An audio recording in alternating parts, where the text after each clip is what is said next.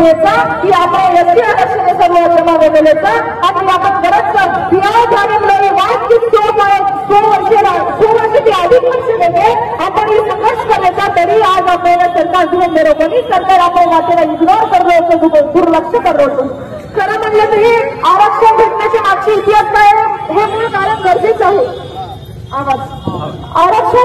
आरक्षण का भेटावं आरक्षणाचा इतिहास काय हे जाणून घेणं गरजेचं आहे कारण एक महान आहे एक म्हणतात एक सुविचार आहे कि समाज में परिवर्तन वही ला सकता है जिसने अपना इतिहास पढ़ा हो और जिसने अपना इतिहास नहीं पढ़ा हो वो समाज में तो क्या खुद में भी परिवर्तन नहीं ला सकता खुद में भी परिवर्तन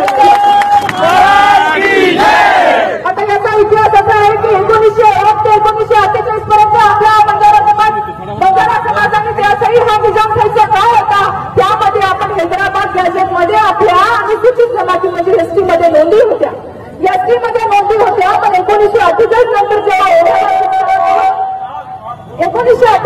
जेव्हा हैदराबाद संस्थानातून जी पुनर्रचना झाली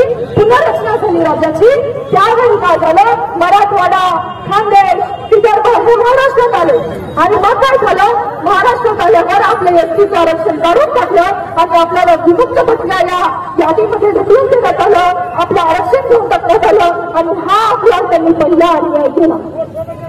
त्यानंतर अरे माझा सरकारला प्रश्न आहे माझा असा प्रश्न आहे की आमचा समाज हैदराबाद संस्थानातून अलग झाल्यावर काही भाग कर्नाटकला गेला काही भाग आंध्राला गेला आणि काही महाराष्ट्रात आला कर्नाटकावाले व्यक्तीत गेले आंध्रामध्ये गेलेले एसटी मध्ये गेले आणि महाराष्ट्रात ते विमुक्त वृत्ती भिजवायला आले आणि माझा हा प्रश्न आहे आमचा बंजारा समाज का वेगळा आहे कर्नाटकमधला बंजारा समाज वेगळा आहे का तेलंगणामधला बंजारा समाज वेगळा आहे का महाराष्ट्रातला बंजारा समाज वेगळा आहे का